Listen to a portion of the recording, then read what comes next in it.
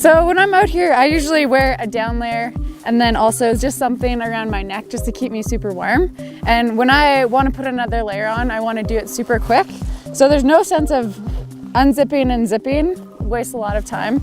So literally I just take my jacket, make it into like a little mini skirt like this, and then put my jacket on.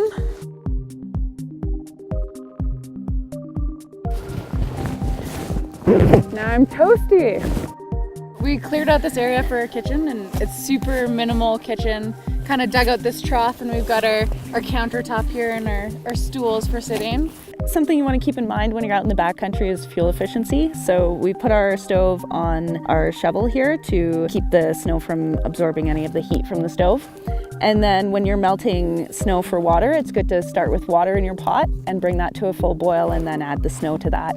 And that's a really fuel efficient way to turn snow into water.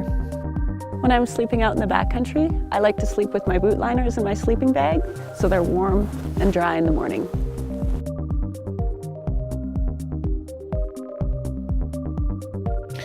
So right now you can kind of see how my backpack's a little bit wet. If I had my down sleeping bag, I would be kind of worried.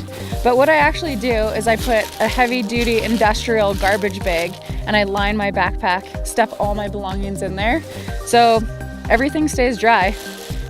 So when I go to pack my backpack, I'm always thinking, how can I use things that already exist in my pack and put them together? So for example, in an emergency, I always need a ski strap. Now I've tied it around my probe. Another thing that I do is my skin bag. And what I do is I just store all my lunch in here. It's got some mesh, so I can easily, okay, I've got that in here and grab that out. And just other little things too.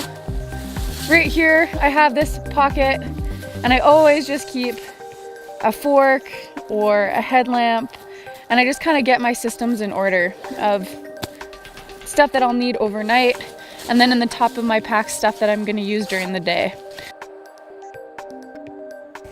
So the great thing with traveling with two people is you can divide the weight. Here I've got the tent and the fly, and over here I've got the poles, the stakes, and the ground sheet. And me and Dustin are going to share the load. So I've got that for you and this for me.